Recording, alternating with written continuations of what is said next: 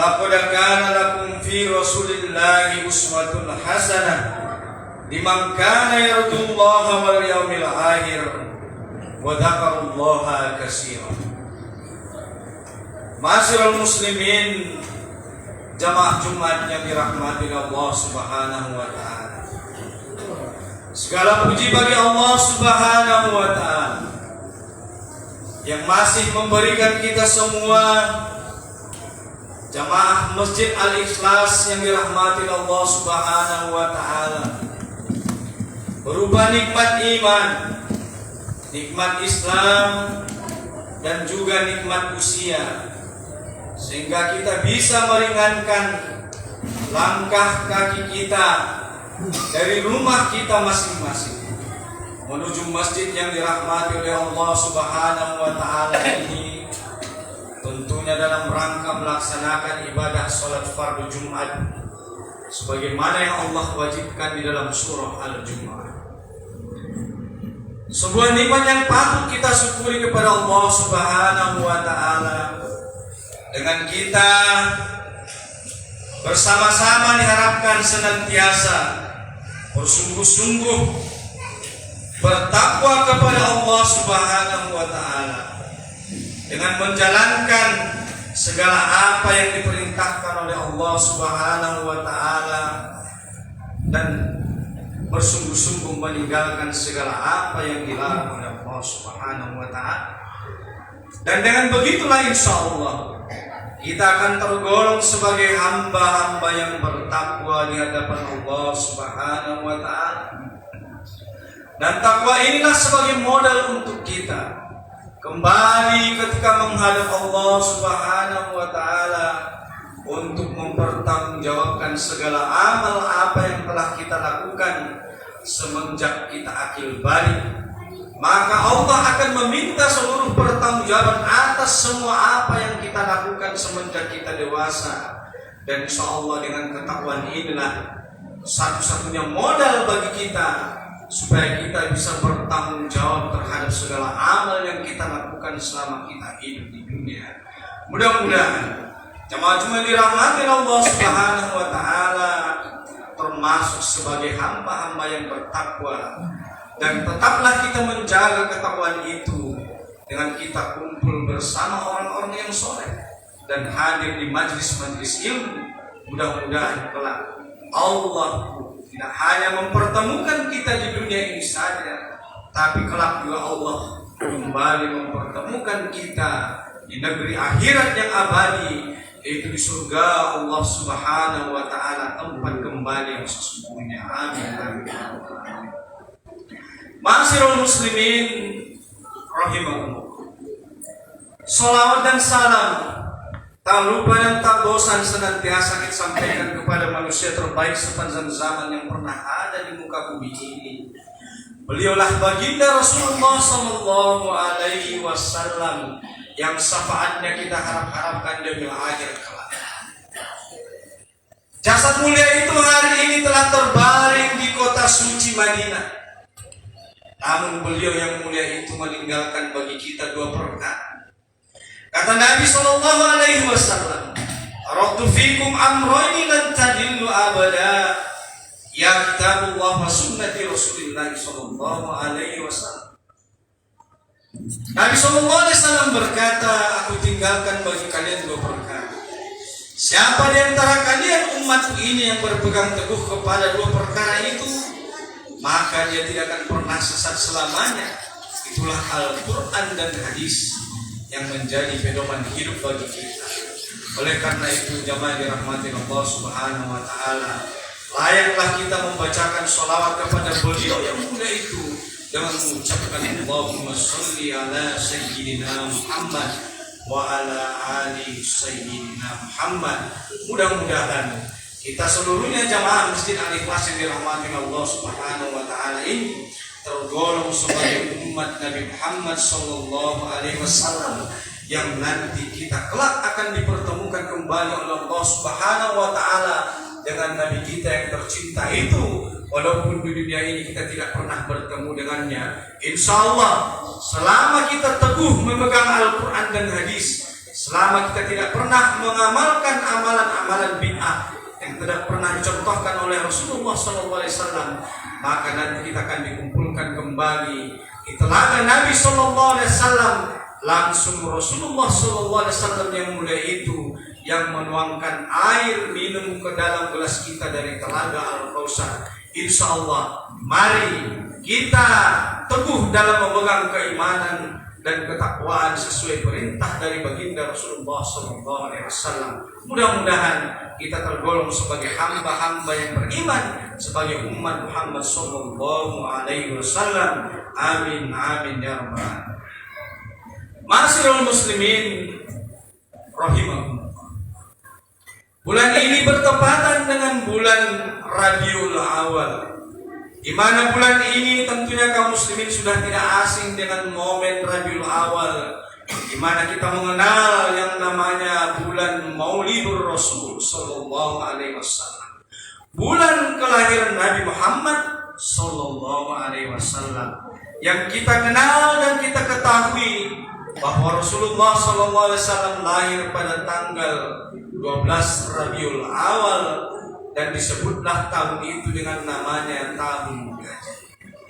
Sebagian para ahli sejarah mengatakan bahwa Rasulullah SAW itu lahir di tanggal 9 Rabiul Awal tahun 571 Masehi. Ma'asyiral muslimin yang dirahmati Allah Subhanahu wa taala, ada 3 peristiwa penting bertepatan pada bulan Rabiul Awal ini, yaitu peristiwa-peristiwa yang sangat bersejarah. Oleh karena itu, jamaah dirahmati Allah Subhanahu wa taala, penting kita memahami apa saja peristiwa-peristiwa yang terjadi di bulan Maulid Rasul sallallahu alaihi wasallam. Yang bulan itu dikenal dengan namanya saat kelahiran Nabi sallallahu alaihi wasallam, dinamakanlah tahun itu dengan tahun gajah. Kenapa waktu itu dinamakan dengan tahun gajah? Karena pada saat itu belum ada penanggalan kalender seperti yang kita kenal hari ini. Pada masa itu, apa peristiwa yang terjadi di tahun itu yang paling terkenal, atau bahasa kita sekarang yang paling viral, maka tahun itu dinamakan dengan tahun dari peristiwa itu. Dan bertepatan dengan bulan kelahiran Nabi Muhammad SAW pada tahun itu, terjadi satu peristiwa yang kita kenal dengan peristiwa tahun gajah, di mana pasukan Abraha menyerang kota Makkah untuk menghancurkan Ka'bah. Itulah kenapa tahun itu dinamai dengan tahun gajah. Begitulah orang-orang terdahulu menamakan tahun sebelum adanya penanggalan di dalam umat Islam setelah kemunculan Rasulullah SAW. Bahkan di saat paman atau kakek dari Rasulullah SAW, begitu juga istri dari Nabi SAW meninggal dunia, maka para ahli sejarah menyebut tahun itu dengan namanya Amul Husni, yaitu tahun duka cita. Tidak dinamakan tahun itu dengan tahun 2000 sekian atau tahun 80 sekian, karena memang pada masa itu belum ada penanggalan seperti yang kita kenal pada hari ini. Tahun pada masa itu hanya disebut dengan peristiwa apa yang paling terkenal pada itu. Maka tahun di mana Rasulullah SAW mengalami duka cita, maka disebutlah tahun itu dengan namanya Amul Husni. Ma'asyiral muslimin rahimakumullah. 3 peristiwa penting yang terjadi di momen Rabiul Awal. Yang pertama yaitu kelahiran dari baginda Rasulullah sallallahu alaihi wasallam. Di mana ketika kelahiran dari baginda Rasulullah sallallahu alaihi wasallam, para ahli sejarah menuliskan bahwa ibunda dari Nabi sallallahu alaihi wasallam itu bermimpi bahwa dari perutnya keluar cahaya, yang cahaya itu sampai menyinari negeri Syam. Dan itu menunjukkan tanda-tanda kebesaran dari kelahiran Nabi Muhammad SAW. Dan pada masa kecilnya juga, ketika Muhammad kecil terlahir ke dunia ini, lalu Nabi Muhammad SAW yang yatim itu, yang terlahir tanpa ayah, kemudian seperti bagaimana kebiasaan masyarakat Arab, pada usia 7 hari maka baginda Rasulullah SAW dihitan. Begitu dijelaskan di dalam kitab Sirah Nabawiyah yang ditulis oleh Syekh Saifur Rahman Al-Mubarakfuri, dan kitab itu memperoleh predikat juara 1 penulisan sejarah terbaik di dunia mulai dari Nabi Rasulullah SAW lahir sampai wafat. Di dalam tarikh itu dikatakan umur 7 hari Rasulullah SAW telah dihitan. Kemudian Muhammad kecil itu dicarikan ibu susu sebagaimana kebiasaan orang Arab. Lalu Muhammad kecil disusukan di Bani Sa'idah, di mana ibu susu beliau membawa Muhammad kecil yang waktu itu ibu susunya adalah Halimah. Halimah datang dari perkampungan Bani Bakar bin Sa'ad, di mana waktu itu Halimah satu-satunya rombongan yang tidak mendapatkan bayi yang harus disusui. Halimah berangkat dari sukunya dengan mengendarai keledai berwarna putih dan seekor unta yang kurus yang tidak bisa diperah susunya. Kemudian Halimah tidak mau pulang ke kampungnya kalau tidak membawa bayi. Pada waktu itu masyarakat Arab dari Halimah. Kemudian Nabi Muhammad kecil itu kemudian menyusu dengan kenyang, padahal tadi sebelumnya air susunya dalam keadaan kosong. Kemudian setelah itu keledai yang tadi berjalan lambat waktu berangkat berlari begitu cepat meninggalkan rombongan yang sama dengan rombongan Halimah. Begitu juga dengan unta itu. Kemudian rombongan itu bertanya, "Wahai Halimah, bukankah itu keledai yang sama yang kau tumpangi waktu kita pergi?" Kata Halimah, "Iya." Mereka mengatakan ada yang aneh dengan keledai itu. Karena keledai itu setelah kembalinya, setelah membawa Muhammad kecil, berlari dengan kencang meninggalkan rombongan-rombongan yang lain. Lalu sesampainya Halimah di perkampungan Bani Bakar bin Sa'ad, kemudian mereka melihat kambing-kambing yang mereka gembalakan, begitu juga unta-untanya. Ternyata air susunya telah terisi penuh. Lalu mereka memerah susunya, kemudian mereka meminumnya. Lalu malam itu mereka tertidur dengan keadaan perut dengan terisi dan kenyang. Itulah keajaiban-keajaiban yang dirasakan oleh ibu susu baginda Nabi Muhammad SAW. Kemudian dirawatlah Muhammad kecil sampai Nabi Muhammad berumur dan berusia 4 tahun. Lalu pada usia 4 tahun itu terjadilah satu peristiwa yang sangat ajaib yang kita kenal dengan namanya peristiwa pembelaan dada Nabi Muhammad SAW. Datanglah malaikat Jibril dalam berbentuk wujud manusia dengan beberapa malaikat yang lain. Ketika itu Muhammad kecil sedang bermain-main dengan temannya yang seukuran di Bani Sa'ad bin Bakar di perkampungan itu. Lalu diambillah Muhammad kecil. Kemudian malaikat bertanya, "Benarkah ini Muhammad?" Maka dijawab, "Iya." Lalu ditidurkanlah Nabi Muhammad kecil di sebuah batu ditelentangkan. Lalu dibelah dada Nabi Muhammad SAW oleh malaikat Jibril. Kemudian malaikat Jibril mengambil segumpal daging, yang daging itu kita kenal dengan namanya hati. Lalu hati itu yang diambil oleh malaikat Jibril ditaruh di sebuah bejana, yang bejana itu dibawa dari surga. Bejana itu adalah bejana emas yang berisi dengan air Zam-Zam. Lalu malaikat Jibril pun berkata, "Inilah tempat setan bercokol di dalam hatimu." Lalu kemudian malaikat Jibril membasuh hati Nabi Muhammad SAW dengan air Zam-Zam sampai bersih. Lalu setelah kemudian selesai dicuci dengan bersih, dikembalikan ke tempat semula, disambungkan antara yang satu dengan yang lain. Lalu ditutuplah dada baginda Nabi Muhammad SAW. Dan selesailah peristiwa pembelaan dada yang pertama dari Nabi Muhammad SAW. Kemudian masyarul muslimin dirahmati Allah Subhanahu wa taala, Anas bin Malik berkata, sahabat mulia dari Nabi Muhammad SAW. Apa kata Anas bin Malik?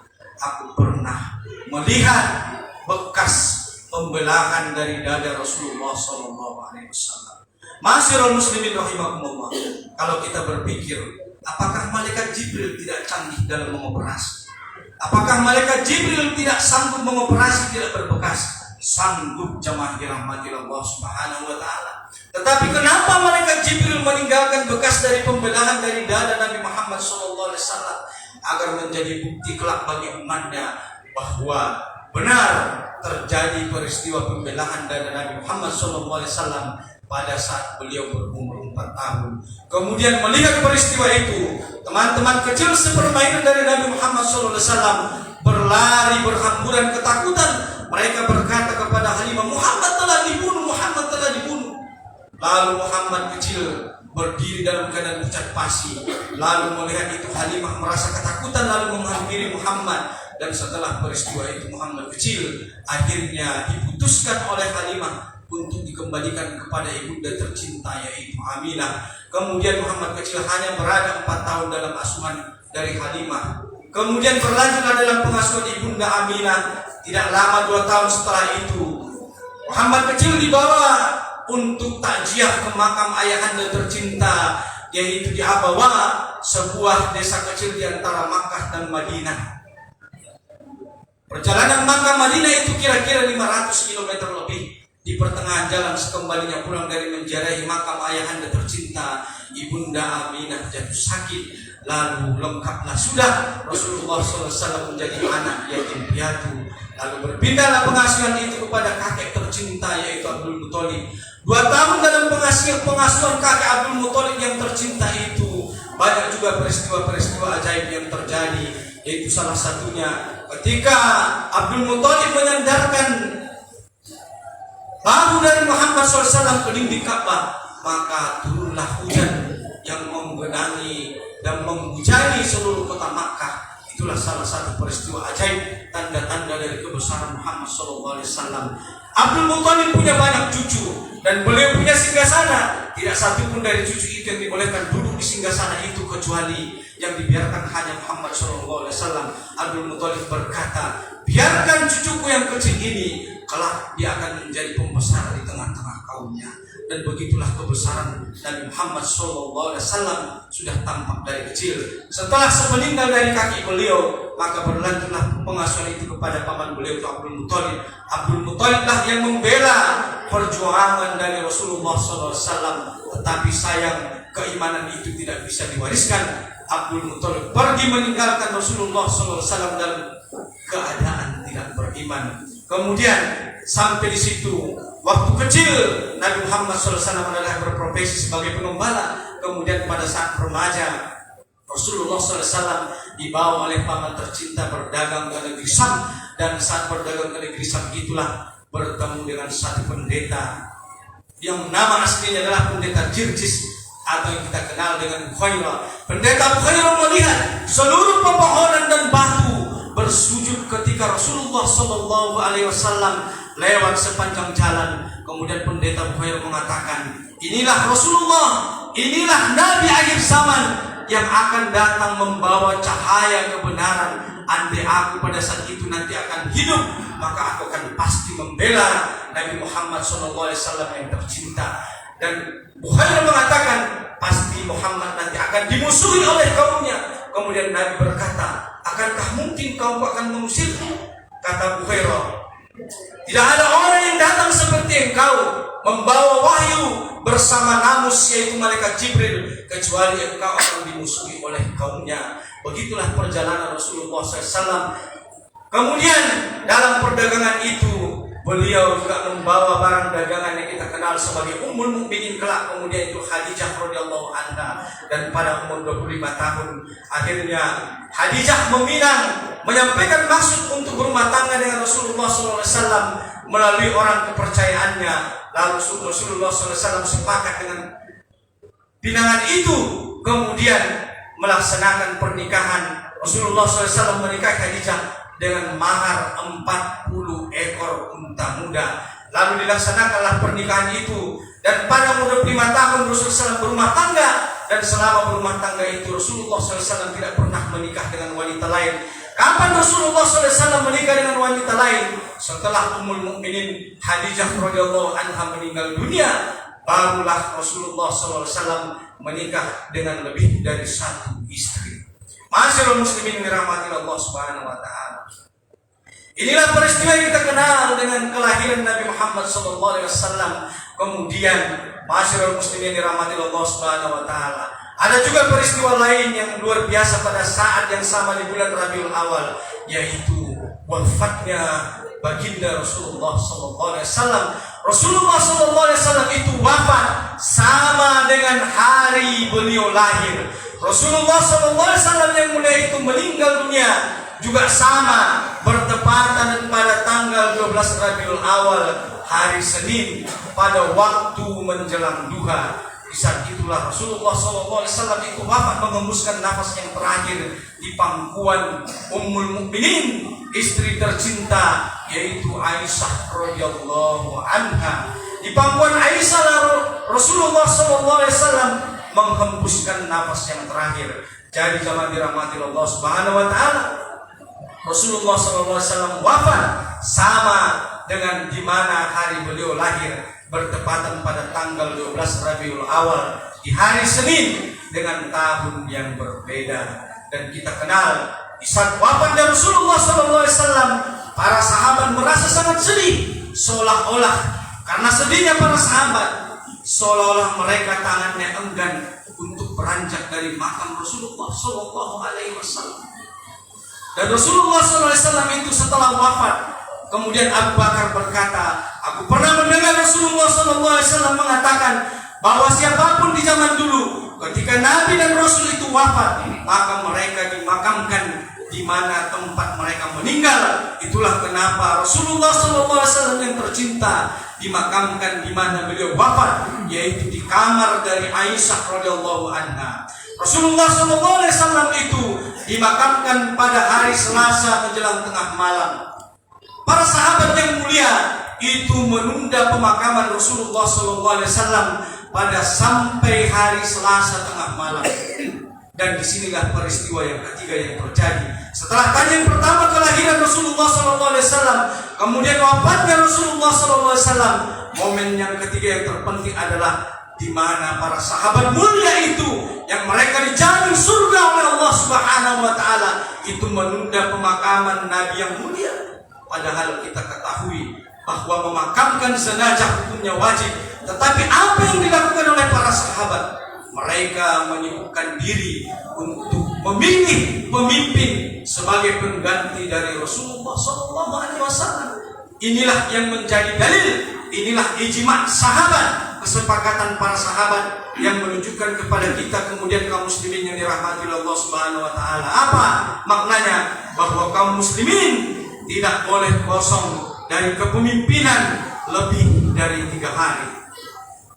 Masyaallah muslimin dirahmati Allah Subhanahu wa taala, begitulah para sahabat menunda pemakaman Rasulullah SAW sampai pada hari Selasa tengah malam karena mereka sibuk menyibukkan dirinya untuk memilih pemimpin yang akan memimpin kaum muslimin seluruh dunia yang menggantikan Rasulullah SAW. Karena Rasulullah SAW berkata, "Kanan Bani Israel tasusumul anbiya."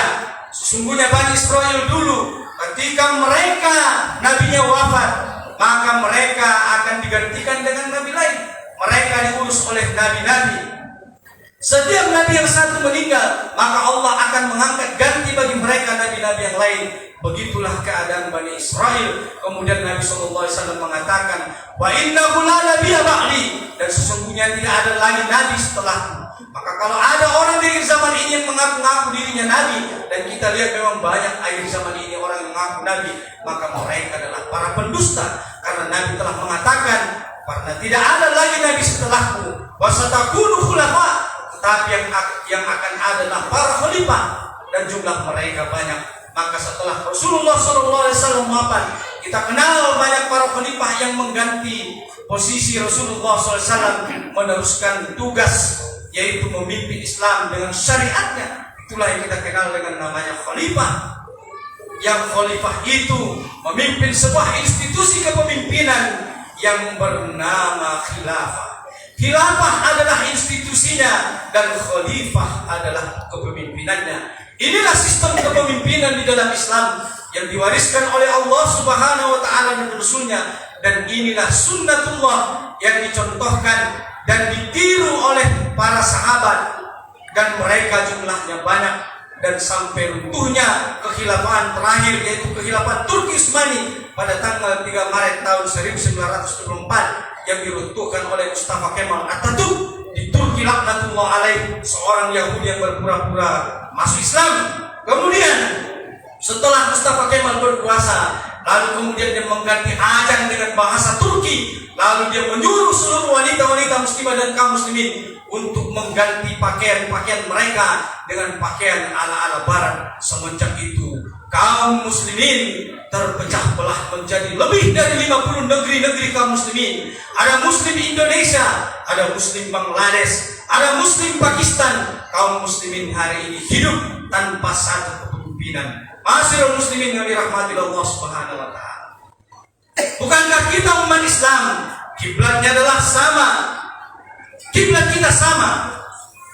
Kitab suci kita juga sama. Tinggal satu yang belum sama, yaitu satu kepemimpinan bagi seluruh kaum muslimin di dunia. Dan inilah sebagaimana akan terjadi lagi menjelang hari kiamat, sebagaimana yang Allah sampaikan di dalam Quran surah An-Nur ayat 55. Apa kata Allah Subhanahu wa taala? Wa'adallahu alladhina amanu minkum wa 'amilus shalihat la yastakhlifanna lahum kama istakhlafa alladhina min qablihim wa la yumakkinanna lahum dinahum alladhi irtadaw.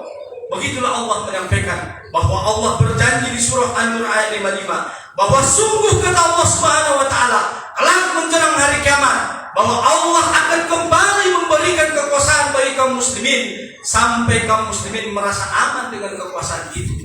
Dan inilah janji Allah Subhanahu wa taala yang kelak akan terjadi menjelang hari kiamat, di mana kaum muslimin akan bersatu kembali seluruh dunia yang akan dipimpin seorang pemimpin yang bernama khalifah. Ma'asyiral muslimin rahimakumullah. Begitulah para sahabat mencontohkan dengan para khalifah-khalifah yang banyak itu, dan inilah warisan kepemimpinan yang dicontohkan oleh para sahabat. Mudah-mudahan bagaimana kita menyikapi ini? Mari kita berjuang, mari kita bersungguh-sungguh dalam bertakwa dengan mengajarkan syariat Islam dan memperjuangkan apa yang kita sampaikan dengan dakwah dan apa yang kita pahami.